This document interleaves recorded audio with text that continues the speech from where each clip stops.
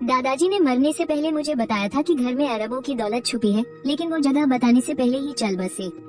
इसलिए मैंने पूरा घर छान मारा, लेकिन आखिर में मुझे सिर्फ एक टूटा हुआ लोहे का तसला मिला। जब मुझे लगने लगा कि पक्का दादाजी ने मुझसे झूठ बोला था, तभी मेरी नजर एक अजीब चीज पर पड़ी। मैंने अभी अभी उस तसले में जो 5 पानी की बोतलें फेंकी थी, वो अब पूरी 10 खाली बोतलें बन गई थी। मुझे लगा कि शायद मेरी आंखें धोखा खा रही है। भैंस की आंख, ये कोई मामूली टूटा हुआ तसला थोड़ी है। ये तो साफ साफ वो जादुई बर्तन है जिसके बारे में कहानियों में सुना था। तो मैंने उन 10 बोतलों को बाहर निकाल लिया और फिर से एक बोतल उस तसले में डाल दी। बस कुछ ही सेकंड बीते होंगे और वो 1 की 2 हो गई। मतलब जो भी चीज इसमें डालो 1 की 2 हो जाती है। 10 बोतलें देखते ही देखते 20 बन जाएंगी और एक खाली बोतल 1 रुपये में बिकती है ना। माय गॉड, तेरा भाई तो अब करोड़पति बनेगा। बस फिर क्या था, मैंने पागलों की तरह बोतलों को डबल करना शुरू कर दिया। मैं लगातार तसले में पानी की बोतलें डालता जा रहा था और साथ ही उन डबल हुई बोतलों को बड़े मजे से बोरियों में ठूस ठूस कर भरता जा रहा था। 1 घंटे बाद आखिरकार कई बड़ी बोरियां भर चुकी थी। मैं घर की वो खटारा रिक्शा लेकर उस पर कई 100 किलो भारी बोतलें लाद कर निकल पड़ा और धीरे धीरे पैडल मारता हुआ पास वाले कबाड़ी की दुकान पर पहुंच गया। ओहो, क्या बात है नौजवान, इस बार तो बहुत सारा कबाड़ लाए हो। अरे चाचा, जरा इसका वजन तो कर दो। करीब 1 घंटे की माथापच्ची के बाद आखिरकार चाचा ने सारी बोतलों का वजन कर लिया। हिसाब लगाया तो कुल मिलाकर 5000 रुपए बने। मैंने खुशी से उछलते हुए पैसे लिए और रिक्शा भगाते हुए घर वापस आ गया। घर पहुंचने के बाद मैंने दरवाजा बंद किया, पर्दे खींचे और बड़े मजे से उन 5000 रुपयों को गिनने लगा और साथ ही दिमाग दौड़ाने लगा कि इस जादुई तसले से और पैसे कैसे कमाए जाएं। तभी मेरे दिमाग में अचानक एक तरकीब आई। अरे तेरी तो, मैं इतना बड़ा बेवकूफ कैसे हो सकता हूँ जब ये टूटा हुआ तसला किसी भी चीज को डबल कर सकता है, तो मैं सीधे इसमें पैसे ही क्यों नहीं डाल देता। बस जो सोचा वो किया। मैंने तुरंत वो कमाए हुए 5000 नकद उस टूटे हुए तसले में डाल दिए और बस कुछ ही सेकंड बीते होंगे कि मेरी आंखों के सामने सच में चमत्कार हो गया। जो 5000 मैंने डाले थे वो पूरे 10,000 बन गए। 10,000 से 20,000, 20,000 से 40,000 और ऐसे ही डबल होते होते ये रकम 12,80,000 तक पहुंच गई।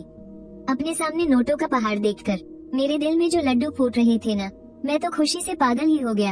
आज से तेरा भाई भी अब असली वाला अमीर आदमी बन गया है। क्या अंबानी, क्या अदानी और क्या वो बिल गेट्स, सबके सब लाइन में लग जाओ।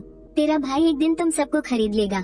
मैं सोफे पर बैठा अपनी ही हवा में उड़ रहा था कि अचानक मेरे दिमाग में एक बहुत बड़ी गड़बड़ की बात आई।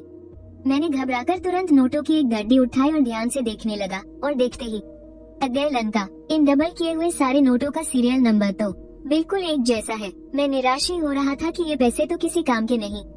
तभी अचानक मेरे कानों में जोर जोर से दरवाजा पीटने की आवाज आई। ठक ठक ठक। ओए जल्दी दरवाजा खोल, चुपचाप मेरे पैसे निकाल। बाप रे, ये आवाज तो निक्का भाई की है। निक्का इस इलाके का सबसे नामी गुंडा है। लगभग 1 साल पहले की बात है। मैं अपनी क्रश को नया वाला आईफोन गिफ्ट करना चाहता था। क्योंकि उस वक्त मेरे पास फूटी कौड़ी भी नहीं थी, तो मैंने हिम्मत करके उसी निक्का से पैसे उधार ले लिए थे। मैं अभी सोच ही रहा था कि दरवाजा खोलूं या नहीं, कि तभी किसी ने बाहर से जोरदार लात मारकर दरवाजा तोड़ दिया। निक्का भाई, हमारी तो बात हुई थी ना। अबे कौन सी बात साले कमीने। कर्जे के कागज पर काले अक्षरों में साफ साफ तेरे दस्तखत हैं। उस पर एकदम साफ साफ लिखा है, अगर आज तूने मुझे ब्याज समेत पूरे 2 लाख रुपए नहीं लौटाए ना, तो तू आज जिंदा इस दरवाजे से बाहर नहीं जाएगा।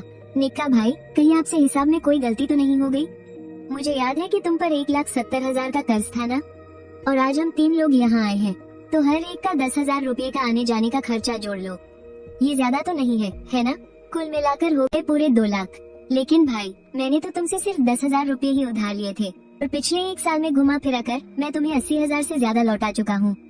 दर्द हो रहा है, छोड़ो। तो तू पैसे नहीं लौटाएगा है? लड़को, चलो शुरू हो जाओ, मारो साले को। अरे हाँ, मुझे तो अचानक से उस चीज की याद आ गई, वो 12,80,000 रुपए जो मैंने अभी अभी जादू से बनाए थे। लेकिन उन सारे नोटों के नंबर तो बिल्कुल एक जैसे हैं। हे नी भाई, मैं तो बस आपसे मजाक कर रहा था। मेरे पापा ने हाल ही में घर बेच दिया है। ये मेज पर जो पैसे रखे हैं ना, ये उसी घर को बेचकर मिले हैं। हाँ सही कहा, हमारे कॉन्ट्रैक्ट के हिसाब से आज तुमने पैसे देने में पूरे 1 दिन की देरी कर दी है। अब सिर्फ 2 लाख देने से काम नहीं चलेगा। मुझे लेट फीस के तौर पर 50,000 रुपए और चाहिए। अरे सिर्फ 50,000 में मेरी वफादारी कैसे दिखेगी? मेरे किसी भी रिश्तेदार या दोस्त ने मुझे पैसे उधार नहीं दिए। इस पूरी दुनिया में सिर्फ आपको ही मुझ पर भरोसा था कि मैं पैसे चुका दूंगा। इन पैसों में मूल रकम के अलावा बाकी बचे हुए सारे पैसे मेरी तरफ से आपके लिए एक छोटा सा तोहफा है। यहाँ पूरे 12,80,000 रुपए नकद है। आज के बाद हमारा और आपका सारा हिसाब किताब बराबर। कहिए, अब तो आप खुश है ना? हाँ हाँ हाँ, मुझे शुरू से ही पता था कि तू एक नंबर का आदमी है। तू वाकई में एहसान मानने वाला लड़का है। तो ऐसा करते हैं, ये पैसे तेरा भाई अभी के लिए रख लेता है। समझ ले कि मैं कुछ समय के लिए इन्हें तेरे लिए संभाल कर रख रहा हूँ। आगे चलकर अगर तुझे फिर कभी पैसों की जरूरत पड़े ना, तो बेझिझक अपने इस भाई से बोल देना। तेरा भाई तुझे सबसे कम ब्याज पर पैसे देगा। इतना कहकर नी भाई ने कर्जे का वो कागज निकाला और मेरे सामने ही उसे फाड़ कर फेंक दिया। फिर वो 12,80,000 रुपए और अपने गुंडों को लेकर खुशी खुशी वहाँ से चला गया। साला, अब मेरे पास ये जादुई कटोरा है, क्या अब मुझे कभी तुझसे पैसे मांगने की जरूरत पड़ेगी? जा कुत्ते, पहले तू कुछ दिन खुशियाँ मना ले। जब सही वक्त आएगा ना, तो मुझे अपने हाथ गंदे करने की जरूरत ही नहीं पड़ेगी। पुलिस खुद ही तेरा अच्छे से इंतजाम कर देगी। नी भाई और उसके गुंडों के जाने के कुछ ही देर बाद मैं अकेला एक सुनार की दुकान के सामने जा पहुंचा। ये दुकान बहुत ही छोटी सी थी और अंदर बस एक ही सेल्स गर्ल काम कर रही थी। लेकिन अच्छी बात ये थी कि यहाँ पुरानी सोने की चीजें खरीदी जाती थी। पर जैसे ही मैंने दुकान के अंदर कदम रखा, मुझे रोक दिया गया। तुम यहाँ हमारी दुकान में क्या करने आए हो? ये कोई ऐसी वैसी जगह नहीं है जहाँ तुम्हारे जैसे लोग आए। ऐसे भी तुम्हारी यहाँ के गहने खरीदने की औकात तो है नहीं। क्या बात है, दिन के उजाले में दुकान खोल कर बैठे हो, फिर भी धंधा नहीं करना क्या? जब मैंने उस लड़की का चेहरा ध्यान से देखा तो मुझे अचानक सब समझ आ गया। अरे तो ये तुम हो लियो रुयान, तुम यहाँ काम कैसे कर रही हो? मैं यहाँ क्यों नहीं हो सकती? ये कैसी बकवास कर रहे हो तुम? मैं यहाँ कुछ एक्स्ट्रा पैसे कमाने के लिए पार्ट टाइम काम कर रही हूँ। अब तुम जल्दी से यहाँ से बाहर निकलो, मेरे काम में रुकावट मत डालो। थोड़ी देर में एक बहुत बड़ा ग्राहक यहाँ गहने देखने आने वाला है। तुम्हारे यहाँ रहने से इस दुकान का स्टैंडर्ड गिर जाएगा। तुम बस जियाओ लियो। ये सब क्या हो रहा है यहाँ? बॉस जाओ, शुक्र है आप आ गए। बहुत अच्छा हुआ जो आप आ गए। ये भिखारी हमारी दुकान में घुस आया है और जाने का नाम ही नहीं ले रहा। मैं बस इसे बाहर निकालने की ही कोशिश कर रही थी। भिखारी? क्या तुम इस आदमी को जानती हो? हाँ बिल्कुल, ये कचरा बीनने वाला एक भिखारी है। स्कूल के दिनों में ये मेरे साथ ही पढ़ता था। इसके पास फूटी कौड़ी नहीं होती थी, लेकिन हमेशा अपनी झूठी शान दिखाने के चक्कर में फंसा रहता था। इसने मेरी सहेली को आईफोन दिलाने के लिए गुंडों से ब्याज पर पैसे उधार लिए थे और बाद में जब ये पैसे नहीं चुका पाया तो बहुत बड़ा तमाशा हो गया था। वो वसूली वाले इसे ढूंढते हुए सीधा हमारे स्कूल तक पहुंच गए थे। आज ये पक्का हमारी दुकान से कुछ चुराने के इरादे से आया है। मुझे ये सोने का बिस्कुट पसंद आ गया है, मुझे यही खरीदना है। सर, इस सोने के बिस्कुट की कीमत कई हजार रुपए है। क्या आप पक्का यकीन से कह सकते हैं कि आपकी जेब में इतने पैसे हैं? तुम्हारी वो झूठी शान दिखाने की पुरानी बीमारी फिर से शुरू हो गई ना? क्या पुरानी गलतियों से अभी भी कोई सबक नहीं मिला? यह असली दुनिया है, यहाँ कोई तुम्हारे नखरे नहीं उठाएगा। तुमने जो भारी ब्याज पर कर्ज लिया है उसे चुकाओगे या नहीं? और बेशर्मों की तरह यहाँ सोने के बिस्कुट खरीदने आ गए। यह कोई कबाड़ का लोहा नहीं है जो किलो के भाव बिकता हो। सेठ जी, आपको ये सौदा करना है या नहीं? हम तुम्हारे जैसे भिखारियों के साथ धंधा नहीं करते। शुक्र मनाओ कि हम पुराने क्लासमेट हैं, वरना मैं तुम्हारी और बेइज्जती करती। अब अपनी इज्जत बचाओ और यहाँ से दफा हो जाओ। भाड़ में जाओ, मैं इन बातों में नहीं आने वाला। मुझे ये 10 ग्राम का सोने का बिस्कुट चाहिए और मैं नकद पैसे दूंगा। इस बेवकूफ के पास पैसे कहाँ से आ गए? अभी कुछ दिन पहले ही तो क्लास के ग्रुप में किसी ने बताया था कि इसे सड़क किनारे कबाड़ बीनते हुए देखा गया है। सर, यह असली और शुद्ध सोना है। 408 रुपए प्रति ग्राम। यह इन्वेस्टमेंट के लिए बहुत बढ़िया है। इस सोने के बिस्कुट के लिए आपको कुल 4,500 रुपए देने होंगे। और हाँ, हमारी दुकान पुराना सोना वापस भी खरीदती है। जो जी, आपने अभी कहा ना कि आप पुराना सोना खरीदते भी हैं? बिल्कुल सही, लेकिन खरीदने का भाव आज के भाव से 10 रुपए कम होगा। मेरे भाई, अगर तुम्हें दाम कम लगे तो तुम बैंक में भी जाकर बेच सकते हो। मेरे इस सामान का असली सर्टिफिकेट भी है। जो जी, मुझे लगता है आप मेरी बात का गलत मतलब निकाल रहे हैं। मेरा इरादा हाथ में रखा ये बिस्कुट बेचने का नहीं है, बल्कि मैं तो ये पूछना चाहता था कि क्या आप भारी मात्रा में सोना खरीदते हैं? मेरे पास थोड़ा स्टॉक पड़ा है और मैं उसे बेचने के लिए कोई सही रास्ता ढूंढ रहा हूँ। अरे भाई, तुम ये कैसी बातें कर रहे हो? तुम्हारे पास जितना भी माल है मैं वो सब खरीदने की हैसियत रखता हूँ। बस क्वालिटी कैसी है? शायद 10-20 किलो के आसपास होगा। पूरा का पूरा 99.99% शुद्ध सोना है। वैसे भी इसे चेक करना बहुत आसान है। असली है या नकली एक टेस्ट में पता चल जाएगा। और मैं इतना बड़ा शातिर भी नहीं हूँ कि आपको नकली सोना देकर ठग सकूं। मुझे बस इस बात का शक है कि जो जी, क्या आप एक ही बार में इतना बड़ा सौदा कर पाएंगे? हाँ, हानली, ओ हानली, तुम्हारी बातों से तो मेरी हंसी ही नहीं रुक रही है। क्या अभी 10 ग्राम सोना खरीद लिया तो तुम्हारे पाँव जमीन पर नहीं पड़ रहे हैं? तुम तो अपनी औकात ही भूल गए। तुम्हें अंदाजा भी है कि 10-20 किलो सोने की कीमत कितनी होती है? लियो, तुम्हें कस्टमर से इस तरह बदतमीजी से बात करना किसने सिखाया? सेठ जी, आप इसकी बातों में मत आइए। ये सच में एक नंबर का तड़का है। ये जो थोड़े बहुत पैसे लाया है ना, भगवान जाने ये कहां से चोरी करके या लूट कर लाया होगा। तुम अपना मुंह बंद रखो। काम शुरू करने से पहले ट्रेनिंग में मैंने तुम्हें क्या सिखाया था? तुम यहाँ सिर्फ एक मामूली वर्कर हो। अपनी औकात में रहना सीखो। यह एक छोटा सा सोने का बिस्कुट तुम्हारी 2 महीने की पगार के बराबर है। लियो रुयान को सेठ जी से सबके सामने ऐसे जलील होते देखकर मुझे जो सुकून मिल रहा था वो मैं शब्दों में बयां नहीं कर सकता। ये चंद हजार रुपये मेरे लिए अब कोई मायने नहीं रखते। आज रात के 12 बजने की ही तो देरी है। उसके बाद मेरे पास सिर्फ ये कुछ हजार रुपये नहीं होंगे, बल्कि ऐसे ही बिना किसी मेहनत के करोड़ों की दौलत होगी। सेठ जी, इसका असली नाम हानली है। ये बिल्कुल भिखारी है। हम दोनों एक ही कॉलेज में पढ़ते थे। मुझे इसके घर की हालत बहुत अच्छी तरह पता है। पूरे कॉलेज को पता है कि इसका परिवार पाई पाई को मोहताज है। अगर इसके घर वाले सोना खरीद सकते तो क्या इसकी नौबत यहाँ तक आ जाती कि इसे एक फोन खरीदने के लिए भारी ब्याज पर कर्ज लेना पड़ता और फिर पैसे न चुका पाने की वजह से गुंडों से मार खानी पड़ती? मैंने तो ये भी सुना है कि इसके माँ बाप ने अपना घर तक बेच दिया, फिर भी वो लोग इसका कर्ज नहीं चुका पाए। तुम अपनी बकवास बंद करो। अगर एक शब्द भी और बोला न तो यहाँ से निकाल दूंगा। लियो, मैंने सिर्फ नीगे की खातिर तुम्हें यहाँ इंटर्नशिप का मौका दिया था। अगर तुम इस एहसान की कदर नहीं कर सकती और अपनी हद भूल रही हो तो कल से तुम्हें काम पर आने की कोई जरूरत नहीं है। अभी के अभी इनसे माफी मांगो, वरना बात यहीं खत्म नहीं होगी।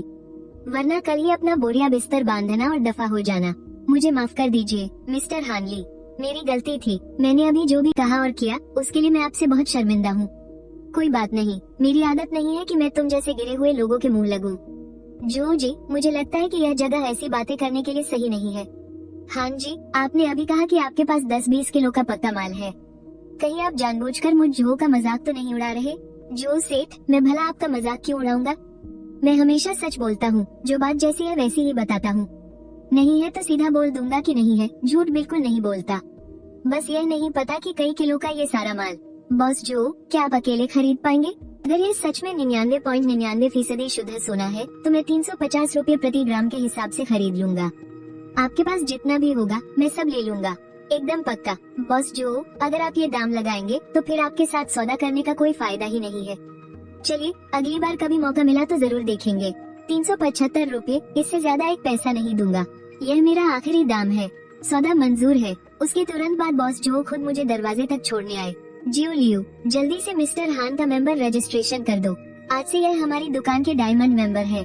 सेठ जी, आपने अभी क्या कहा? मुझे ठीक से सुनाई नहीं दिया। अब इस भिखारी को डायमंड मेंबर बना रहे हैं? क्यों, मेरे हुक्म में कोई परेशानी है क्या? लेकिन हमारी दुकान का डायमंड मेंबर बनने के लिए तो कम से कम 1 करोड़ रुपए की खरीदारी करनी पड़ती है ना, तभी तो कोई इसके काबिल बनता है।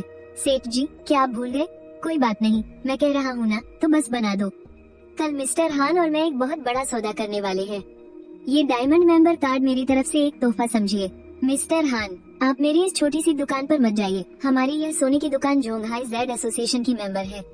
आपके हाथ में जो ये डायमंड कार्ड है, ये बहुत काम की चीज है। इससे आपको जोंगहाई जेड एसोसिएशन के सालाना सम्मेलन में शामिल होने का मौका मिल जाएगा। मैं बस मुड़कर घर जाने ही वाला था और मन में सोच रहा था कि इस बेकार कार्ड का मैं क्या करूँगा। तभी पीछे से एक बहुत चुभने वाली आवाज आई। इसके पास इतना सारा सोना हो ही नहीं सकता। कल का जो सौदा है वो पक्का आपसे धोखा करने वाला है। मैं भी सोचूं कि आज यह अचानक यहाँ क्यों टपक पड़ा। ये बस आपसे वो डायमंड मेंबर कार्ड ऐंठना चाहता था। हाँ, तो तुझे सब पता है। तू तो जैसे सब जानती है ना। हाँ, तू बस ऐसे ही अमीर बनने का दिखावा करता रहे। लगता है पहले जो जूते पड़े हैं उनसे तेरा पेट नहीं भरा। बॉस जो कौन है ये जानता भी है तू? उनके साथ धोखा करने की हिम्मत की तो ऐसी मौत मरेगा कि पता भी नहीं चलेगा। जो दाशिक वहाँ खड़े चुपचाप सब सुनते रहे, जैसे वो लियू रुयान की उन सब बातों से सहमत हो। इससे लियू रुयान का घमंड और भी ज्यादा बढ़ गया। एक भिखारी हमेशा भिखारी ही रहता है। तू कभी किसी बड़े मुकाम पर नहीं पहुँच सकता। उस वक्त जियोया का तुझे छोड़ना एकदम सही फैसला था, वरना आज वो भी तेरे चक्कर में बर्बाद हो गई होती। तो तुझे इतना यकीन है कि मैं सोना नहीं ला सकता? मैं बॉस जो को देने के लिए सोना नहीं ला सकता? हान ली, दूसरे चाहे तुझे न जानते हो, लेकिन मैं तो तेरी रग रग से वाकिफ हूँ ना। तू आज भी वही जोकर है जिसे सब दुकारते हैं। बड़ी बड़ी बातें हाँक रहा है कि कई किलो सोना है। मुझे तो अगर तेरे पास सच में इतना सारा सोना निकल आया ना, तो मैं लियू रुयान घुटनों के बल बैठकर यह डायमंड कार्ड तेरे हाथ में दूंगी। जब तू मेरे आगे घुटने टेक कर माफी मांगने के लिए इतनी ही बेताब है तो ठीक है, मैं तेरी यह ख्वाहिश पूरी कर दूंगा। तुझे तेरा शौक पूरा करने का मौका जरूर दूंगा। अगर कल मैं यहाँ सोना ले आया तो तू यही सबके सामने घुटनों पर बैठकर वीडियो बनवाएगी और माफी मांगेगी। बॉस जो, आप हमारी इस शर्त के गवाह रहेंगे। मिस्टर हान, आप 120% बेफिक्र रहिए। अगर आपके सोने में कोई खोट नहीं निकलाना तो मैं खुद इससे जमीन पर घुटने टिकवाकर आपका डायमंड कार्ड बनवाऊंगा। घर लौटने के बाद हान ली ने सोने का वो टुकड़ा अपने जादुई बर्तन में डाल दिया और देखते ही देखते सोने के टुकड़ों से भरा पूरा बर्तन उसके सामने था। अमीर हो गया, मैं अमीर हो गया। इस बार तो सच में अमीर बन गया। आखिरकार मेरी किस्मत चमक ही गई। मेरी तो जिंदगी बदल गई। और ठीक उसी वक्त दिन में हुई बेइज्जती की वजह से लियू रुयान बदले की आग में जल रही थी। बिस्तर पर करवटें बदलती रही, उसे नींद नहीं आई। रात को ही उसने अपने कॉलेज के ग्रुप में मैसेज डाल दिया कि हान ली सोने की दुकान में अमीर होने का झूठा नाटक कर रहा है। और तो और उसने नमक मिर्च लगाकर कहा कि हान ली ने उसे परेशान किया और जबरदस्ती घुटनों के बल बैठने पर मजबूर किया। माफी मांगने वाला वीडियो बनवाया और न जाने क्या क्या। जब हान ली दोबारा उस सोने की दुकान के दरवाजे पर पहुंचा, उसने दुकान के अंदर बस एक कदम रखा ही था कि उसे कुछ लोगों की आवाजें सुनाई दी जो उसका मजाक उड़ा रहे थे। एक नंबर का कंगाल और फटीचा इंसान, और देखो तो कितनी बेशर्मी से कह रहा था कि उसके बैग में 50 किलो सोना है। हंसी के मारे मेरे तो पेट में दर्द हो गया। लंबी लंबी फेंकते हुए जरा भी शर्म नहीं आई इसे। साफ दिख रहा है कि ये बस हवाई के लिए बना रहा है। अगर सच में इसके पास पूरे 50 किलो सोना होता तो क्या ये अपनी सपनों की रानी को फोन दिलाने के लिए लोन लेने जाता? बिल्कुल सही कहा तुमने। मैंने इसके पुराने कारनामे सुन रखे हैं। कल मेरे बॉस के सामने ये बहुत होशियार बन रहा था तो मैंने इसकी पोल खोल दी। इसी बात से चिढ़कर ये मुझसे जानबूझकर बदला ले रहा है और मुझे तरह तरह की बातें सुनाकर मेरी बेइज्जती कर रहा है। हान ली ने उन लोगों की ये तानेबाजी सुनी, एक ठंडी मुस्कान दी और सीधे उनके पास चला गया। अरे वाह, ली भाई तो सच में आ गए। कहीं सचमुच सोना तो नहीं ले आए? हमें झूठी उम्मीद मत देना भाई। हान ली ने कहा, जाहिर है कि मैं सच बोल रहा हूँ। भला मैं तुम लोगों से झूठ क्यों बोलूंगा? कल लियू रुयान ने मुझसे एक शर्त लगाई थी। उसने कहा था कि अगर मेरी उनके बॉस के साथ डील पक्की हो गई तो वो घुटनों के बल बैठकर मेरा मेंबरशिप कार्ड बनाएगी। थोड़ी देर में तुम लोग गवाह रहना और इसका वीडियो बनाना। देखा तुम सबने, मैंने एक भी बात झूठ नहीं कही थी ना?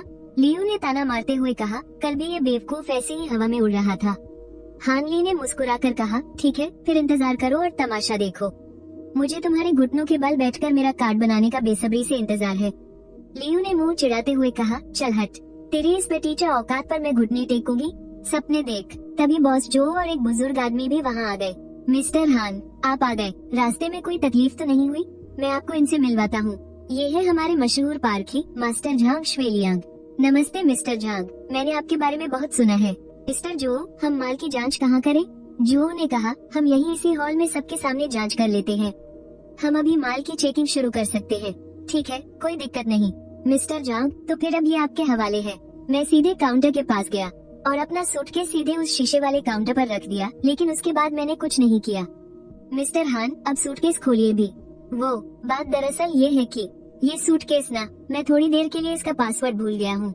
मुझे थोड़ा याद करने दीजिए। हाँ, आराम से मिस्टर हान। लियू बोली, क्यों, कहीं तुम हमारे साथ मजाक तो नहीं कर रहे? बुजुर्ग आदमी ने कहा, नौजवान, मेरी मानो तो यहाँ से चुपचाप निकल जाओ और अगली बार ऐसे लोगों को बेवकूफ बनाने मत निकलना, वरना अगर मिस्टर जो को गुस्सा आ गया ना तो अंजाम बहुत बुरा होगा। अरे एक सड़ा सा सूटकेस ही तो है, ऐसा क्या है जो ये खुल नहीं रहा? एक चाकू लाओ और इसे सीधे काट कर खोल दो। हान ली ने कहा, अरे नहीं, इस सूटकेस से मेरी बहुत यादें जुड़ी हैं। मेरा इसे काटने का बिल्कुल भी मन नहीं है। किसी ने मजाक उड़ाया, तू ये क्यों नहीं कहता कि तेरा उस सोने के साथ भी बहुत गहरा रिश्ता है? क्या तेरा अचानक से मन बदल गया है और तू इसे बेचना नहीं चाहता?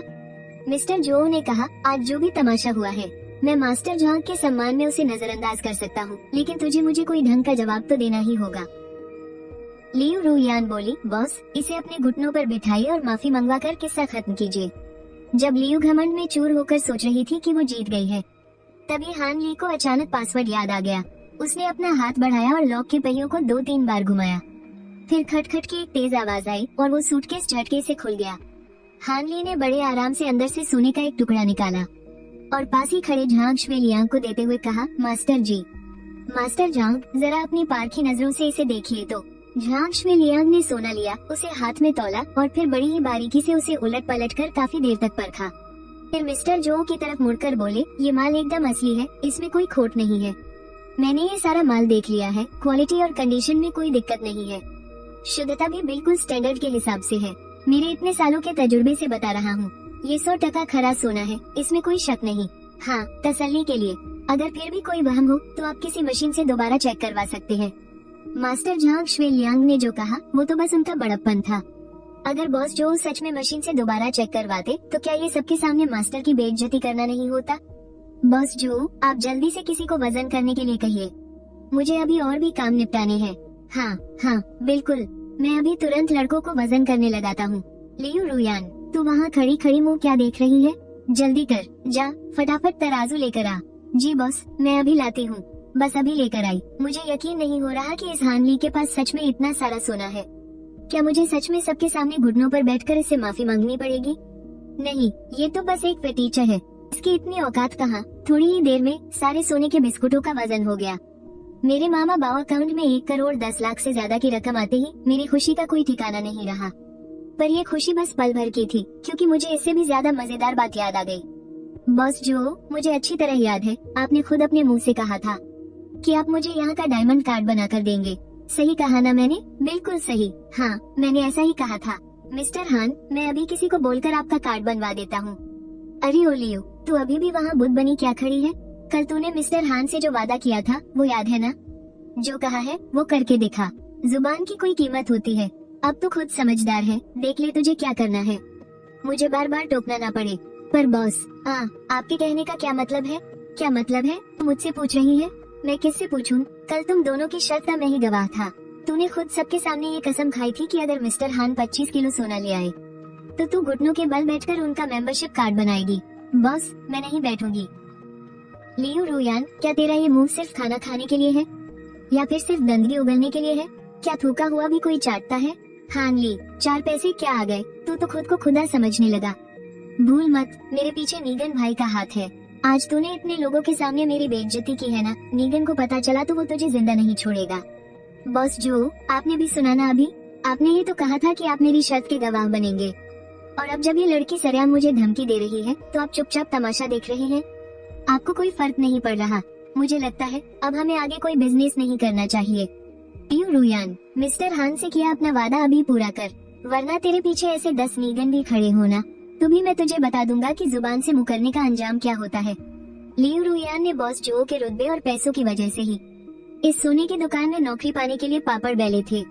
अब जब बॉस ने उसे खुलेआम धमकी दी तो वो चुपचाप टेबल के पास घुटनों के बल बैठ गई और अपने दोनों हाथों से कार्ड आगे बढ़ा दिया। मिस्टर हान, ये रहा आपका कार्ड। लियू रुयान, आज का ये सबक हमेशा याद रखना। मुझे तेरे इन झूठे उपदेशों की कोई जरूरत नहीं है। अपना काम निपटाकर हान ली जब घर लौटा तो उसने मामा बाओ से अपने मम्मी पापा दोनों को 2-2 लाख रुपए भेज दिए। लेकिन उसे अंदाजा नहीं था कि इसके तुरंत बाद उसे उनके वो अनोखे और घबराहट से भरे हुए सवालों का सामना करना पड़ेगा। बेटा, ये सब क्या चल रहा है? मेरे और तेरे पापा के अकाउंट में 1-1 लाख रुपए कहाँ से आ गए? नालायक कहीं के, सच बता, क्या तूने बाहर से फिर कोई कर्जा उठा लिया है? रे ओ बुड्ढे, तुम अपने ही बेटे को नालायक बोल रहे हो? तो फिर तुम क्या हो? कुछ अक्ल है या नहीं? आप दोनों फालतू में परेशान मत होइए। हुआ ये कि उस नीगन नाम के कमीने पर किसी ने केस कर दिया था, तो कोर्ट ने फैसला सुनाया कि सारे पैसे पीड़ितों को वापस किए जाएं। मुझे एक पीड़ित के तौर पर पूरे 3 लाख रुपए मिले हैं। ओए नालायक, तू मुझे और अपनी माँ को झूठी कहानियाँ बनाकर मत बेवकूफ बना। अगर तूने कोई गैरकानूनी या गलत काम किया है ना तो अभी के अभी पुलिस स्टेशन जाकर सरेंडर कर दे, शायद सजा कम हो जाए। अरे पापा, मैं सच में आप लोगों से झूठ नहीं बोल रहा हूँ। झूठ बोलूं तो मैं कुत्ता। मैंने आप दोनों के अकाउंट में 1-1 लाख रुपए डाल दिए हैं और अपने पास 1 लाख रुपए बचा लिए हैं ताकि कोई छोटा मोटा बिजनेस शुरू करके अपनी किस्मत आजमा सकूं। ओए गधे, तू फालतू के पचड़े में पड़कर पैसे मत डुबा देना। ये 3 लाख रुपए बचा कर रख, तेरी शादी में काम आएंगे। और फिर कपड़े की फैक्ट्री में आकर मेरे साथ सिक्योरिटी गार्ड की नौकरी कर ले। तुम कैसे सटियाए हुए बूढ़े हो? ऐसी बातें क्यों कर रहे हो? हमारा बेटा अपना कोई बिजनेस करना चाहता है तो उसे करने दो ना। पिछली बार जो भी बुरा हुआ उसे सहने के बाद मुझे पूरा यकीन है कि हमारा बेटा अब समझदार और जिम्मेदार हो गया है। खाक समझदार, मुझे तो दाल में कुछ काला लग रहा है। मुझे डर है कि इस नालायक के पैर फिर से जमीन पर नहीं टिकेंगे। बेटा, तेरी माँ तेरे साथ है, बिना डरे आगे बढ़, खूब मेहनत कर और कुछ ऐसा बनकर दिखा कि सबकी बोलती बंद हो जाए। चल, अब और बात नहीं करती, ज्यादा बोलूंगी तो तू भी परेशान हो जाएगा। तू जा और अपने काम पर ध्यान दे। फोन काटने के बाद हान ली ने एक लंबी राहत की सांस ली और आराम से बिस्तर पर लेट गया। वो ख्यालों में खो गया कि वो अपने इन 1 करोड़ से भी ज्यादा रुपयों को कैसे खर्च करेगा। अगले दिन हान ली अपनी साइकिल उठाकर सीधा कार शोरूम पहुंच गया। लेकिन किस्मत तो देखो, वहाँ उसका सामना उसी घमंडी और बदतमीज सेल्समैन से हो गया। मुझे कुछ कारें देखनी है, जरा उनके फीचर्स के बारे में जानना है। क्या तुम मुझे कुछ अच्छी कारों के बारे में बताकर कोई बढ़िया सा मॉडल दिखा सकते हो? अपनी ये फटीचर जैसी शक्ल देखी है तू और कार खरीदेगा? चल चुपचाप किनारे हट जा, यहाँ बीच में कबाब में हड्डी मत बन। रास्ता छोड़ मेरा, मुझे अमीर और असली ग्राहकों को अटेंड करना है। हाँ भाई, ये बात करने का कौन सा तरीका है? क्या ऐसे ही इंसान की हैसियत देखकर रंग बदलना कहते हैं? अरे श्याओ हे, तुम कैसे भी अरे गहरे लोगों को अटेंड करने लग जाते हो? क्या तुम्हारा शोरूम ऐसे ही नंबर 1 बना है? अरे बाप रे, आए वांग सर, आप आ गए। पिछली बार आपने जो मसेराटी कार देखी थी ना, मैंने आपके लिए कंपनी की तरफ से एक और फ्री सर्विसिंग का जुगाड़ कर दिया है। कहिए, खुश है ना आप इस सर्विस से? ओए, तेरा दिमाग तो ठीक है ना? तुझे लाइन में लगने का मतलब नहीं पता क्या? मैं यहाँ इससे पहले आया था और तू मुझे इग्नोर कर रहा है, बस बाद में आने वाले चमचों की चापलूसी कर रहा है। सुन श्याओ हे, अगर तेरे पास सच में मुझे अटेंड करने का टाइम नहीं है ना, तो आज मैं तेरे इस शोरूम से कार खरीदूंगा ही नहीं।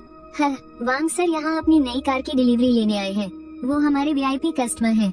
उनकी रेड वुल्फ कार की कीमत ही 3 लाख रुपए से ज्यादा है। तेरी औकात है इसे खरीदने की? देख, मैं तेरी बेइज्जती नहीं करना चाहता, इसलिए भलाई इसी में है कि तू यहाँ से दफा हो जा। यहाँ फालतू में भीड़ मत लगा और वांग सर के साथ मेरी इस बड़ी डील के बीच में टांग मत अड़ा। छोटे भाई, अगर तुझे यहाँ मुफ्त की सर्विस चाहिए ना, तो कम से कम इनके फ्री होने का इंतजार तो कर ले। अभी श्याओ ही मेरी कार की डिलीवरी के पेपर तैयार करेगा। वांग सर ने बिल्कुल सही कहा, ये हमारे शोरूम के वीआईपी है और तू तो एक कचरा है।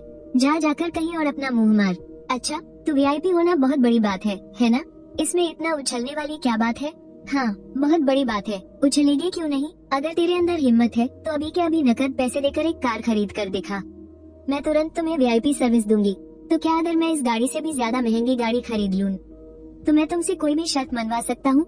जब हान ये मैनेजर को गवाह बनाने के लिए ढूंढने ही वाला था, तभी एक महिला सेल्सकर्मी फोल्डर पकड़े हुए वहाँ आ गई। नमस्ते सर, माफ कीजिएगा, क्या मैं आपकी कोई मदद कर सकती हूँ? हे नाना, तुमने भी क्या सही समय चुना है। बाद में मत कहना कि तुम्हारी सीनियर ने तुम्हें चेतावनी नहीं दी थी। तुम्हें यहाँ आया भी 1 महीना भी नहीं हुआ है और तुमने अब तक एक भी गाड़ी नहीं बेची है।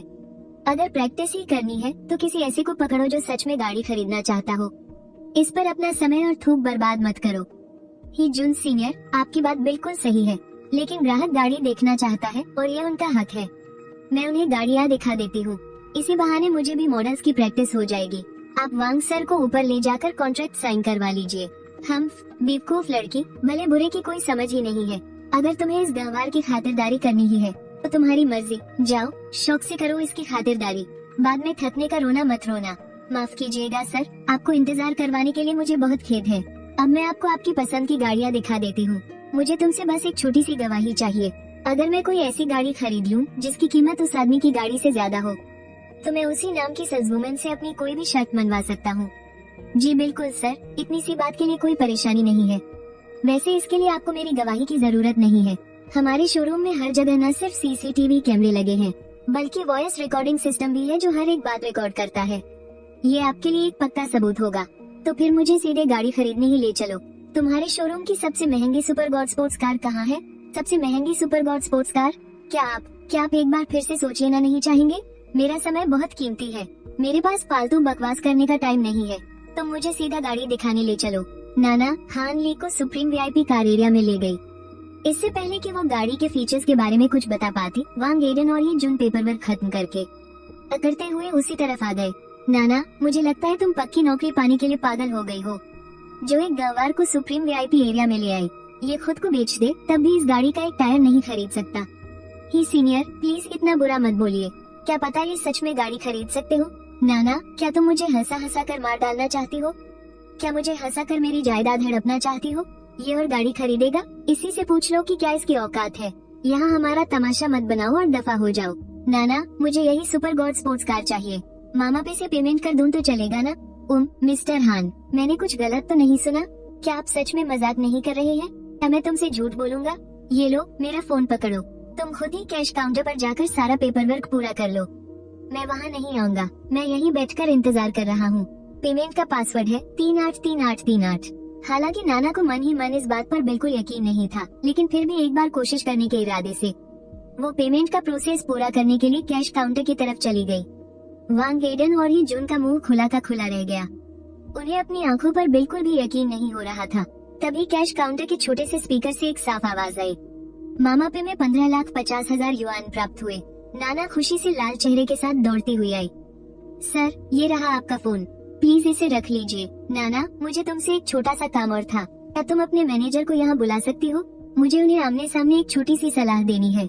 जी बिल्कुल मिस्टर हान, प्लीज थोड़ा इंतजार कीजिए।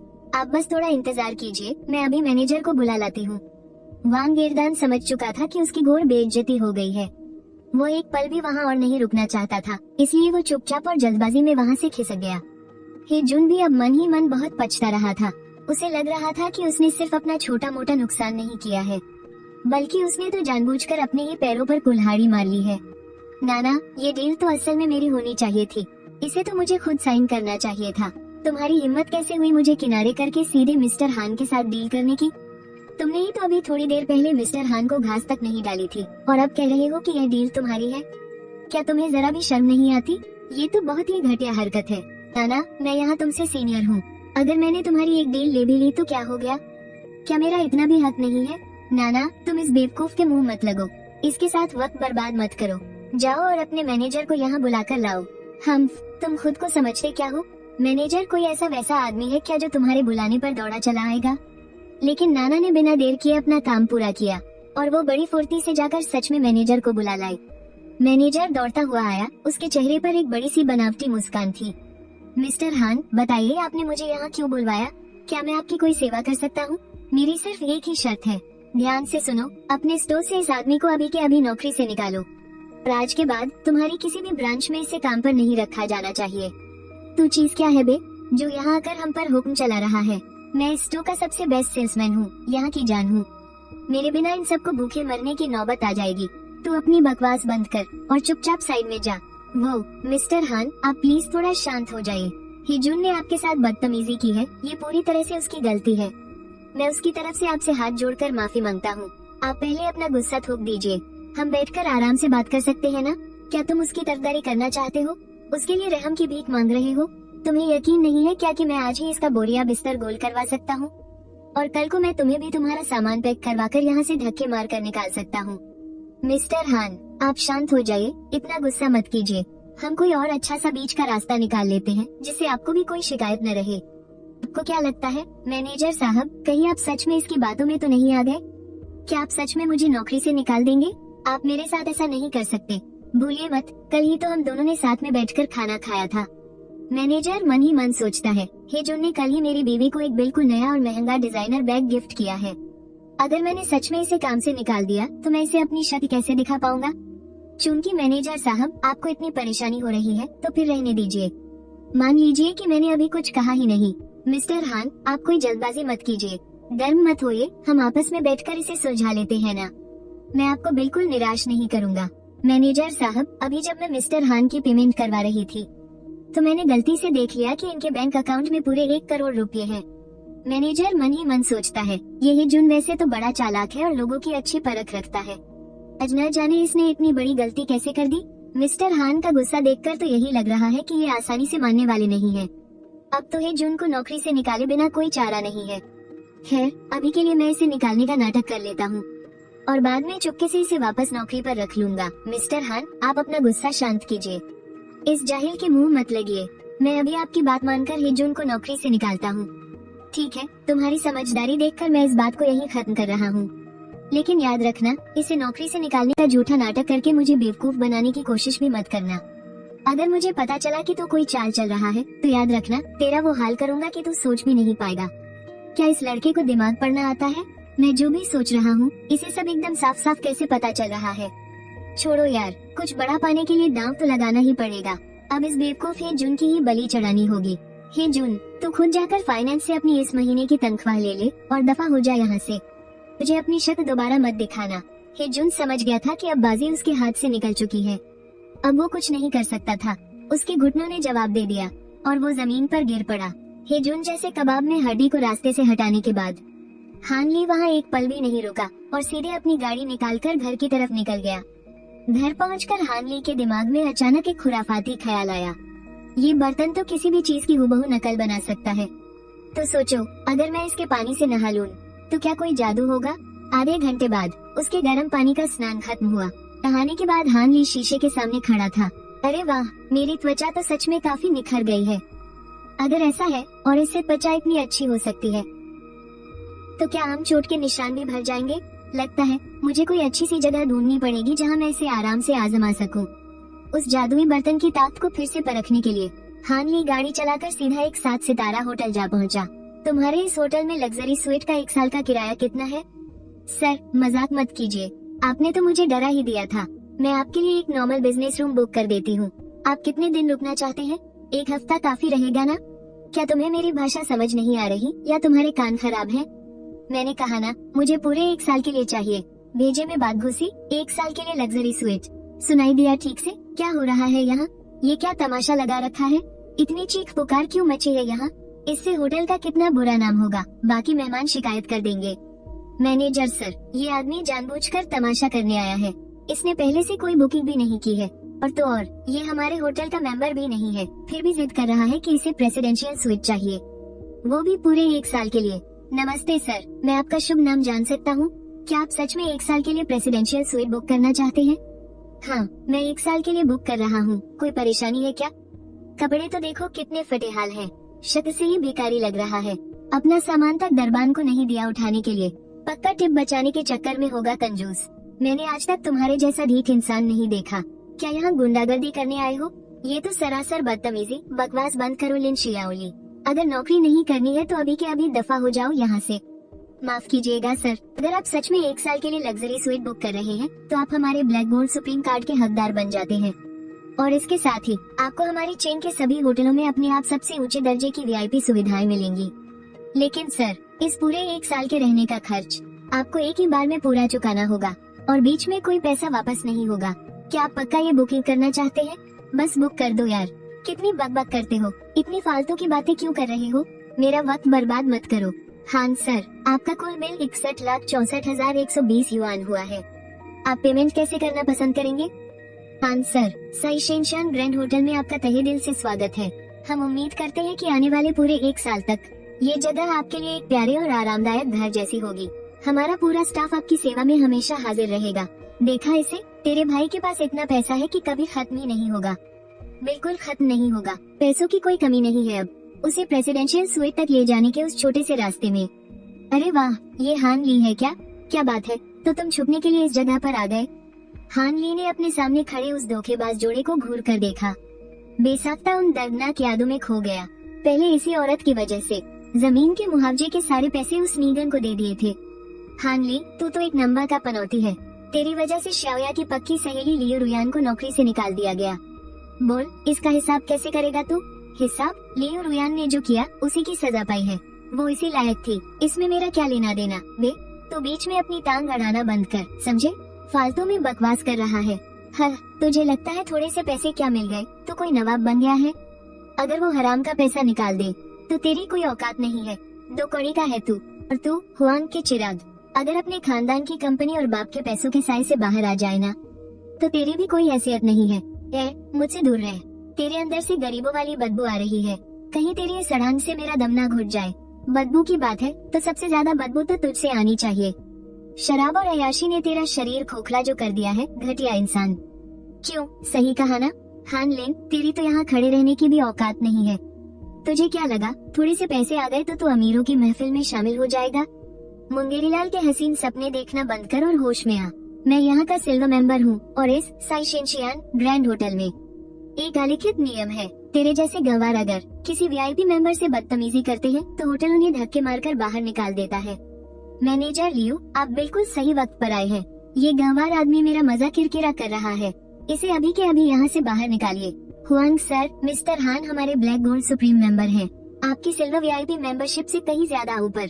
मेरे पास उन्हें बाहर निकालने का कोई अधिकार नहीं है। क्या क्या बकवास कर रहे हो तुम? ये सड़क छाप गंवार तुम्हारा ब्लैक गोल्ड सुप्रीम मेंबर है? नामुमकिन, ऐसा हो ही नहीं सकता। ये तो कचरा बीनने वाला एक भिखारी है। उफ, बड़े लोगों की लड़ाई में हम जैसे गरीबों का ही नुकसान होता है। हम छोटे लोगों की तो किस्मत ही खराब है। मैनेजर लियो, मेरे पापा भी तो तुम्हारे ब्लैक गोल्ड सुप्रीम मेंबर हैं। अब तो तुम इस गंवार को बाहर फेंक सकते हो ना? इसने मेरा मूड और होटल का मजा दोनों खराब कर दिया है। चेयरमैन हुआन बेशक हमारे ब्लैक गोल्ड सुप्रीम मेंबर है, लेकिन मिस्टर हान भी उसी दर्जे के मेंबर हैं और उन्होंने अभी अभी पूरे 1 साल के लिए हमारा प्रेसिडेंशियल स्वीट बुक किया है। मैं आपसे गुजारिश करता हूँ कि आप बड़प्पन दिखाएं और हमारे बाकी ब्लैक गोल्ड सुप्रीम मेंबर्स के आराम और निजता में खलल ना डालें। अरे इसके पास सिर्फ 1 करोड़ रुपए ही तो है, आज नहीं तो कल खत्म हो ही जाएंगे। फिर देखता हूँ ये कैसे हवा में उड़ता है। वो सिर्फ एक सिल्वर वीआईपी मेंबर है और आप एक ब्लैक गोल्ड सुप्रीम मेंबर हैं। इसका मतलब वो मेरे सामने कुछ भी नहीं है ना?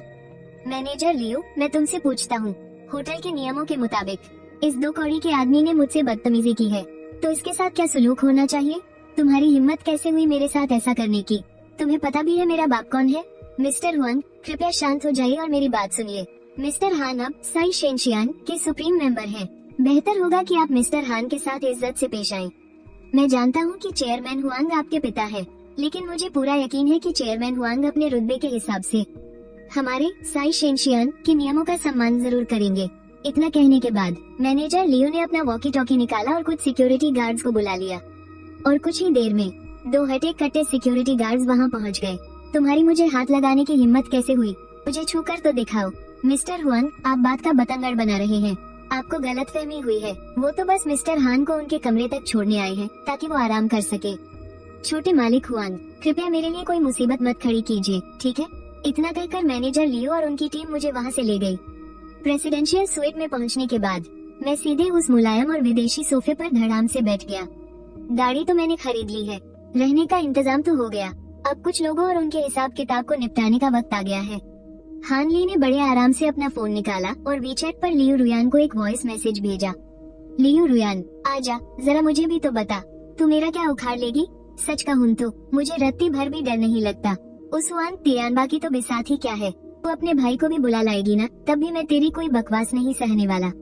तभी मुझे लियू रुयान का एक मैसेज आया जो गालियों से भरा हुआ था। मैं बस हंस दिया। मैंने उसे बिल्कुल घास नहीं डाली।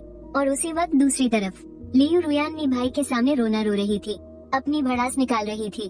क्या 1 करोड़? सच में? उसके पास इतना सारा पैसा कहाँ से आ गया? बॉस, पक्का उसने कहीं से चुराए होंगे। वो भिखारी तो दाने दाने को मोहताज था। अगर उसके पास पहले से इतना पैसा होता तो क्या वो गिड़गिड़ाकर आपसे पैसे मांगने आता? बॉस, आपको मेरे लिए कुछ करना होगा।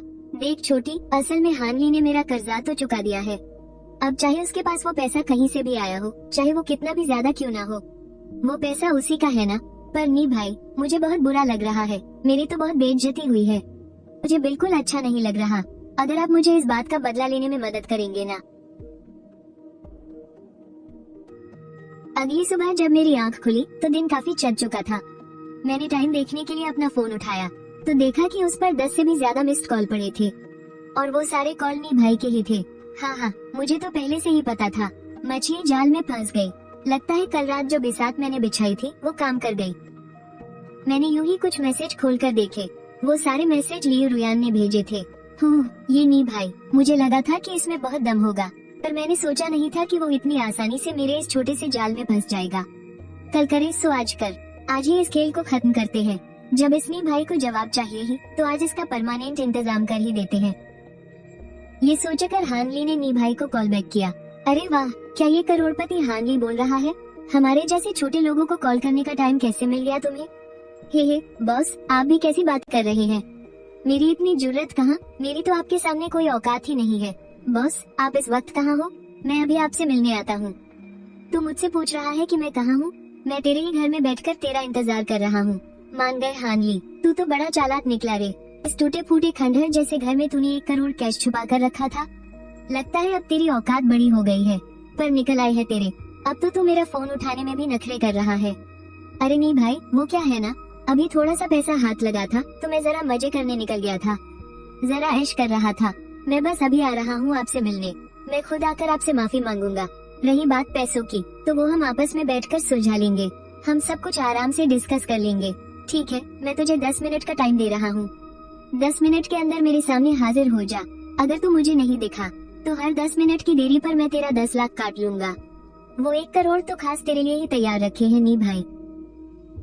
मुझे तो बस इस बात का डर है कि तेरी भूख इतनी ना हो और तू उसे पचाते पचाते ही फट मरे।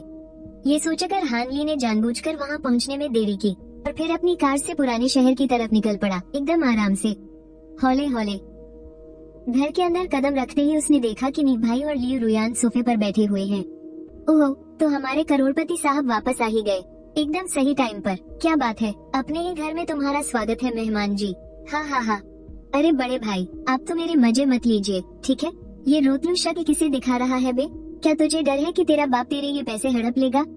तू पूरे 45 मिनट लेट आया है, मोटा मोटी मान ले तो 50 मिनट। इसके लिए तो तेरे 50 लाख कटने चाहिए ना। बाप रे, टोटल तो 1 करोड़ कैश है, मुंह खोलते ही सीधा 50 लाख। पता नहीं इस नी भाई में इतनी हिम्मत आती कहाँ से है। खैर, ये पूरा 1 करोड़ तो मैंने नी भाई के लिए ही रखा था। तो इन 50 लाख की तो बात ही छोड़ दो, अब बात करते हैं जो तूने मेरी बंदी की बेइज्जती की है। मानसिक प्रताड़ना के 10 लाख जोड़ ले, तेरी वजह से जो उसकी नौकरी जाएगी उस नुकसान के 10 लाख और। क्यों, मैंने कोई बेईमानी तो नहीं की ना? एकदम सही हिसाब है ना? अरे बड़े भाई, अगर मुझे पता होता कि रुयान भाभी आपकी बंदी है तो मैं उन्हें उंगली लगाने की भी जरूरत नहीं करता। ये सारे पैसे मेरी तरफ से आपको हर जाना है, बस उम्मीद है कि बड़े भाई आगे मुझ पर मेहरबान रहेंगे। ओह, तो तू अपने इस बाप को कितने पैसे चढ़ाने वाला है? अरे चढ़ाना कैसा बड़े भाई, आप तो, मैंने आपके 50 मिनट बर्बाद किए ना, उसके 50 लाख हर जाना और रुयान भाभी की मानसिक प्रताड़ना और नौकरी के नुकसान के दोनों मिलाकर 20 लाख, तो टोटल 70 लाख रुपए हर जाना। हाँ हाँ लड़के, तुझे बातें बनानी तो खूब आती है। क्यों जान, तुम खुश हो ना? नहीं, सिर्फ पैसे देने से काम नहीं चलेगा, तुझे मेरे पैरों में गिरकर माफी भी मांगनी होगी, वरना मैं नी भाई से तेरे घुटने तुड़वा दूंगी। ये औरत तो सच में नागिन है। नी भाई को तो सिर्फ पैसों का लालच है, पर ये औरत तो मेरी जान के पीछे पड़ी है और उधर नी भाई को लग रहा है कि पैसे कम है। तो लियू रुयान की बात में हाँ मिलाते हुए वो बोला, देख, अब मुझे मत कोसना कि मैं तेरी मदद नहीं कर रहा। देख भाई, भाईचारा अपनी जगह है और दोस्ती अपनी जगह, औरत का मामला अलग होता है, ये बात तुझे समझनी होगी। मैं अपनी इस जान को दुखी नहीं देख सकता। ये 70 लाख तो मैं रख रहा हूँ, पर आज तुझे मेरी इस जान के सामने घुटने टेक कर माफी मांगनी होगी। ये सुनकर हान ली का चेहरा पल भर के लिए उतर गया, लेकिन फिर भी झूठी मुस्कान ओढ़कर बोला, नी भाई, एक मर्द की इज्जत उसके घुटनों में होती है, क्या बिना घुटने टेके काम नहीं चल सकता? हान ली, तेरी इस बात का क्या मतलब है बे? मैं तुझे मौका दे रहा हूँ और तू है कि अपनी औकात भूल रहा है ना? आज या तो तू चुपचाप घुटने टेक कर माफी मांग ले, या फिर मैं अपने हाथों से तेरे घुटने तोड़ दूंगा। अरे नी भाई, रुयान भाभी, मान लीजिए ना कि मैं नासमझ हूँ, मुझसे गलती हो गई। अपनी ईमानदारी साबित करने के लिए मैं इस 1 करोड़ में से सिर्फ 1 लाख रुपए लूंगा और बाकी के सारे पैसे रुयान भाभी के लिए मेरी तरफ से हर जाना। बस मुझ पर मेहरबानी कीजिए। क्या मतलब, वो बचे हुए 30 लाख भी मेरे हैं? बड़े लोग छोटों की गलतियाँ माफ कर देते हैं ना। ये सारे पैसे आप ही रख लीजिए, मैं बस ये 1 लाख लेकर कहीं दूर चला जाऊंगा और अपनी आम सी जिंदगी गुजारूंगा। हाँ, भिखारी कहीं का। खैर, तूने समझदारी दिखाई, ये पैसे हम रख रहे हैं, इसके बाद मुझे अपनी शक्ति कभी मत दिखाना। चलो, तू समझदार निकला, सही मौके पर सही चाल चली। जब ये पैसे खत्म हो जाए तो अपने इस भाई को बताना, तेरा भाई तुझे सबसे कम ब्याज पर पैसे देगा। जी बिल्कुल, शुक्रिया नी भाई, शुक्रिया रुयान भाभी। इतना कहकर दोनों पैसों का बैग लेकर वहाँ से चले गए। हान ली ने मुस्कुराते हुए उन दोनों बेवकूफों को हाथ हिलाकर विदा किया। उफ, ये नाटक करना भी कितना थका देने वाला है। ये लोग चाहते थे कि तेरा बाप इनके सामने घुटने टेके, मुंगेरीलाल के हसीन सपने, लेकिन इस नी भाई को बिजनेस करना तो सच में आता है। मेरे ही पैसे मुझे उधार दे रहा है और ऊपर से मुझसे ही ब्याज भी वसूलेगा। सच में बिजनेस का उस्ताद है, मानना पड़ेगा। क्या बात है, हान ली धीरे से मुस्कुराया और अपने पास बचा हुआ वो सारा कैश। ये सब खत्म करने के बाद अपने हाथ झाड़ते हुए हान ली ने उस टूटी फूटी झोपड़ी के चारों ओर देखा। फिर हान ली ने अपना फोन निकाला और एक कॉल किया। हान ली सोचते हुए अपनी गाड़ी से वापस होटल की ओर जाने लगा, लेकिन तभी उसका फोन बज उठा। हान ली को उस पुलिस स्टेशन से वापस कॉल आया जहां उसने पहले शिकायत की थी। उन्होंने बताया कि नीगे को पकड़ लिया गया है और वे चाहते थे कि हान ली एक बार वहां आ जाए ताकि वो जांच और गवाही देने की प्रक्रिया पूरी कर सके। इसलिए हान ली ने बिना कोई झिझक दिखाए सीधे अपनी गाड़ी मोड़ी और नए इलाके के पुलिस स्टेशन पहुंच गया। ये सारे पैसे मेरे नहीं है, मेरा इनसे कोई लेना देना नहीं है, ये सब उसने मुझे दिए हैं, मेरे पास इसके सबूत है। ये सारा पैसा उसने सोने की दुकान में सोना बेचकर कमाया है। नीगे के मामले की जांच कर रहे पुलिस वाले का नाम चेन शुओ था, जो उस इलाके का कप्तान था। चुपचाप सीधे सीधे बता, कोई चालाकी दिखाने की कोशिश मत कर। तू एक पुराना अपराधी है, ये मत सोच कि मुझे कुछ पता नहीं है। अरे मैं कहाँ का पुराना अपराधी हूँ, मुझ पर झूठा इल्जाम लग रहा है। इतने सालों से मैंने हमेशा कानून का पालन किया है। फिर वो हान ली की तरफ घुमा। बहुत खूब लड़के, तू तो बड़ा शातिर निकला। मैं भी सोचूं कि तू बार बार मुझे पैसे क्यों ला कर दे रहा था। तो तेरा इरादा मुझे फंसाने का था। हो, एक बार मुझे बाहर निकलने दे, फिर मैं तुझे तेरी औकात दिखाता हूँ। अपनी जुबान पर लगाम दे, तमीज से बात कर। मेरी आंखों के सामने ही लोगों को धमकाने की हिम्मत कर रहा है। तुम्हारा नाम हानली है, नाम थोड़ा अलग है। कृपया यहाँ आकर हमारी पूछताछ में मदद करे। तुमने अभी उस पर लगे इल्जाम सुने। उसका कहना है कि ये सारे पैसे तुमने उसे दिए हैं। सुना है कि तुमने किसी सोने की दुकान में चोरी की है और 1 करोड़ रुपए चुराए हैं। बिल्कुल वैसा ही हुआ जैसा मैंने सोचा था। मुझे पता था कि नीगे इस बात को लेकर मुझ पर ही उल्टा वार करेगा। शुक्र है कि मैंने पहले ही पूरी तैयारी कर ली थी। मैंने किसी सोने की दुकान में चोरी नहीं की है। हालांकि मैंने हाल ही में 1 करोड़ रुपए का सोना जरूर बेचा है, लेकिन मेरे ज्यादातर पैसे खर्च हो चुके हैं। पुलिस वाले ने हैरानी से पूछा, 1 करोड़ रुपए इतनी जल्दी खर्च हो गए? वो कह रहा है कि तुमने कल ही सोना बेचा था और अभी से सब खत्म हो गया। उसने मुझे बाहर से कई सारे छोटे मोटे लोन लेने पर मजबूर किया था। वो सब चुकाने के बाद मेरे पास सिर्फ 30 लाख से कुछ ज्यादा की रकम बची है। आप चाहे तो बैंक जाकर मेरे खाते की पूरी जानकारी चेक कर सकते हैं। चेन शो ने आईटी विभाग के अपने साथियों से हान ली के बैंक खाते के हालिया लेन देन की जांच करने को कहा। उन्होंने कार शोरूम और होटल में भी कॉल करके पूछताछ की और सब कुछ बिल्कुल वैसा ही निकला जैसा हान ली ने बताया था। जांच में हमारा साथ देने के लिए शुक्रिया। अब तुम घर जा सकते हो। अगर हमें और किसी चीज की जरूरत पड़ी तो हम तुमसे संपर्क करेंगे। हान ली ने कहा, ठीक है इंस्पेक्टर चेन, आपकी मेहनत के लिए शुक्रिया। मैं कानून मानने वाला एक शरीफ नागरिक हूँ। अपराधियों और गुंडों की सफाई में अगर आपको मेरी कोई भी मदद चाहिए हो तो मैं पूरी तरह से आपका साथ दूंगा, कभी पीछे नहीं हटूंगा। मुझे उम्मीद नहीं थी कि लियो रुयान किसी तरह से बच निकलेगी। पता नहीं आखिरी मौके पर लियो रुयान ने नीगे को धोखा दिया या फिर नीगे ने खुद उसे बचा लिया। ये सोचते हुए हान ली ने वीचैट खोला और जैसा उसने सोचा था, लियो रुयान ने उसे एक मैसेज भेजा था। ये बात यहीं खत्म नहीं होगी। शिया ने कहा है कि वो मेरा साथ देगी और तुमसे बदला लेगी। तू बस अपनी मौत का इंतजार कर। तूने नीगे को तो अपने जाल में फंसा लिया, लेकिन अगर तुझमें दम है तो हुआंग तियानबा से पंगा लेकर दिखा। उसके पिता झांग चियांग हैं। तेरे पास ना तो कोई पहचान है और न ही कोई रसूख। तेरी कोई औकात नहीं है। तू एक कीड़े मकोड़े से ज्यादा कुछ नहीं है। हान ली ने उसकी इन फालतू धमकियों पर कोई ध्यान नहीं दिया। हो, उसने सीधे लियो रुयान को ब्लॉक लिस्ट में डाल दिया ताकि वो उस औरत की बकवास दोबारा न पढ़ सके। हान ली ने नीगे को फंसाने के लिए पूरी चाल बिछाई थी, लेकिन उसे अंदाजा नहीं था कि वो फिर भी एक कदम पीछे रह जाएगा। लियो रुयान बच निकली। हान ली मन ही मन सोच रहा था, वक्त बदलते देर नहीं लगती। जवानी की गरीबी का कभी मजाक मत उड़ाना। तभी अचानक उसका फोन बज उठा। मिस्टर हान, मैं जो बोल रहा हूँ। क्या आपको मेरी याद है? बिल्कुल याद है बॉस जो, सही कहा ना? आपके वो शानदार सौदे कोई कैसे भूल सकता है? मिस्टर हान, आज शिंगशिंग पुलिस स्टेशन से एक चेन नाम के अफसर का मुझे फोन आया था। वो पूछ रहे थे कि क्या आपने हमारी दुकान पर सोना बेचा है। मिस्टर हान, मुझे सच सच बताइएगा, इस सोने के साथ कोई गड़बड़ तो नहीं है ना? अरे बस एक छोटी सी गलतफहमी थी, सब साफ हो गया है। लेकिन बॉस जो, आपके उस दोस्त का क्या जो नकली नोट छापता था? सुना है मामला करोड़ों में है। वो पकड़ा गया है। क्या आपको इस बात की खबर है? पकड़ा गया? मिस्टर हान, आपको शायद कोई गलतफहमी हुई है। मेरा उससे कोई दोस्ताना नहीं है, और सच कहूँ तो वो मेरा दोस्त बनने लायक भी नहीं है। ओह, तो ये बात है। फिर बताइए, बॉस जो ने मुझे फोन किस लिए किया है?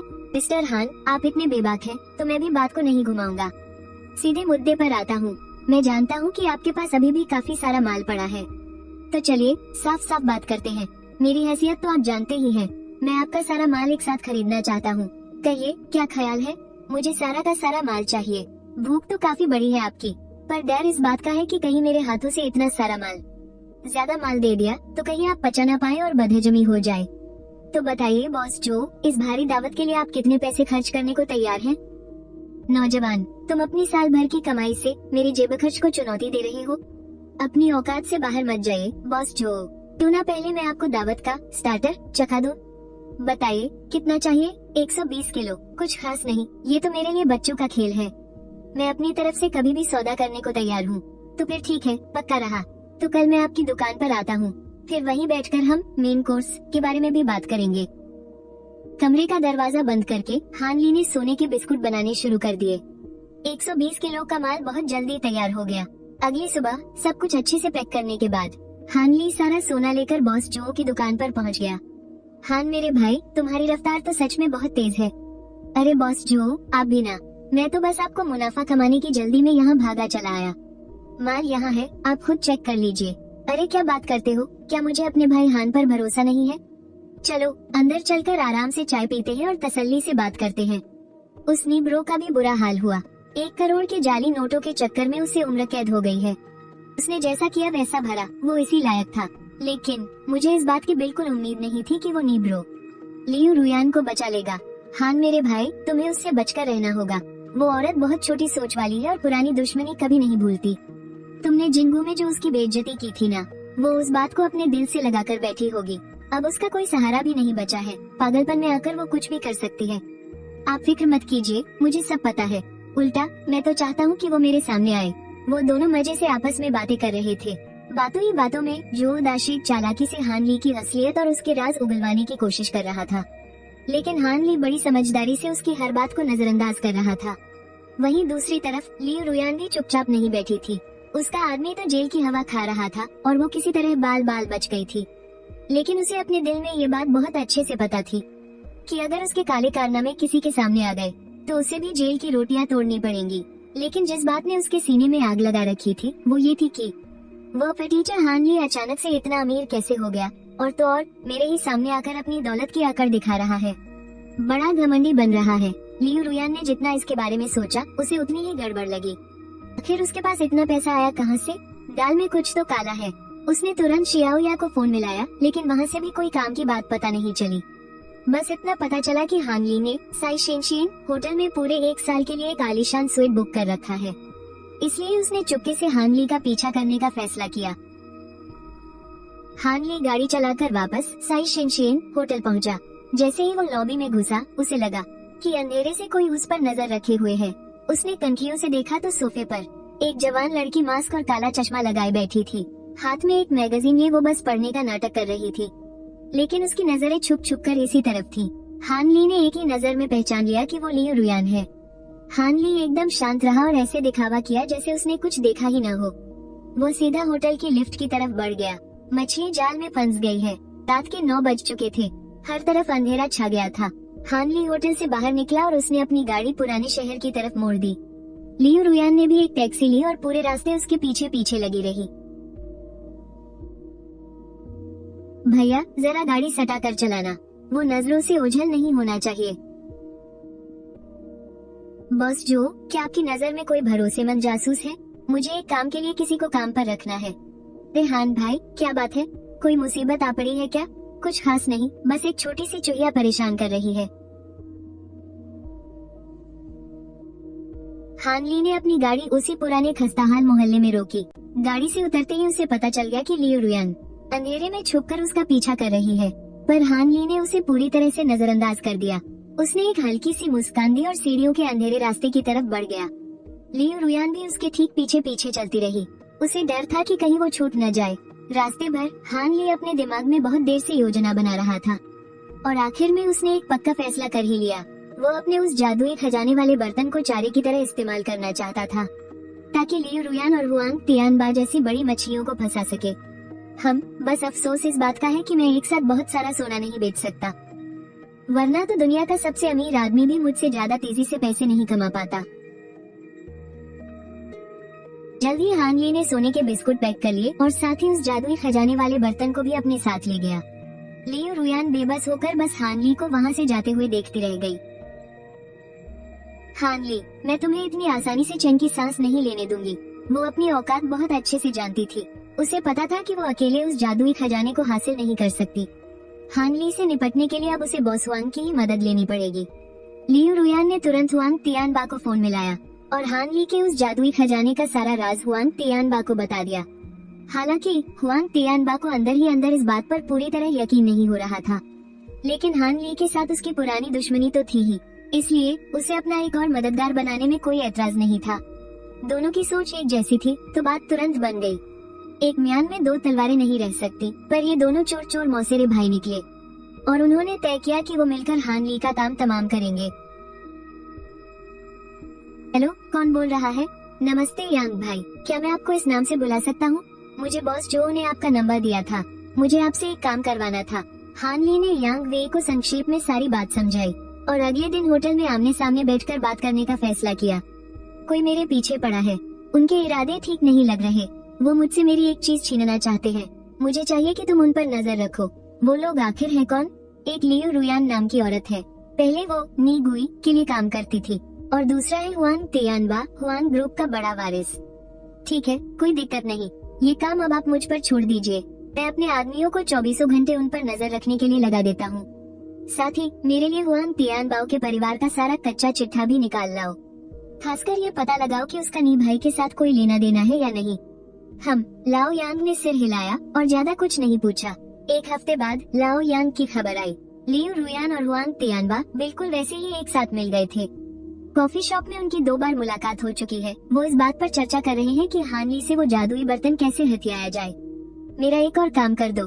एक ऐसा बर्तन ढूंढो जो मेरे इस बर्तन से बिल्कुल हूबहू मिलता जुलता हो।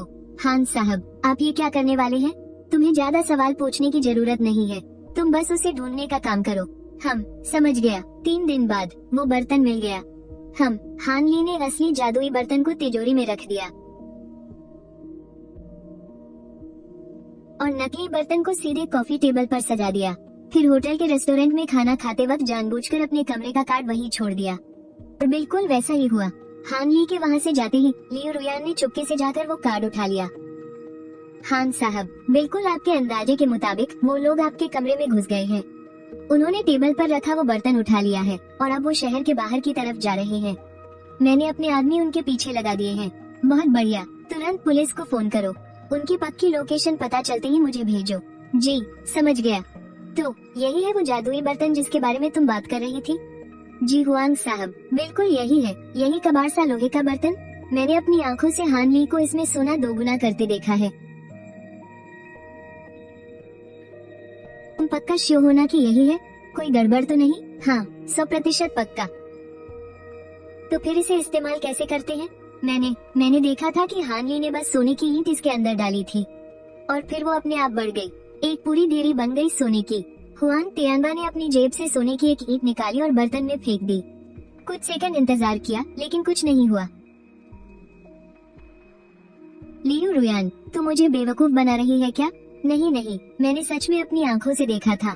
शायद हो सकता है इसके लिए कोई मंत्र पढ़ना पड़ता हो या कोई खास वक्त होता हो। लियू रुयान, तूने कहा था कि ये बर्तन सिर्फ एक ही है, तो फिर हम दोनों इसे कैसे बांटेंगे? हुआंग साहब, हमारी तो साथ मिलकर काम करने की बात हुई थी ना? साथ मिलकर? इतनी कीमती चीज मैं किसी और के साथ कैसे बांट सकता हूँ? हुआंग तियानबा, तुम ये क्या कर रहे हो? तुम इसे अकेले हड़पना चाहते हो? सपने देखना छोड़ दो। हुआंग तियानबा ने अपना फोन निकाला और सीधे अंदर आ जाओ। हुआंग तियानबा, तुम मेरे साथ ऐसा नहीं कर सकते।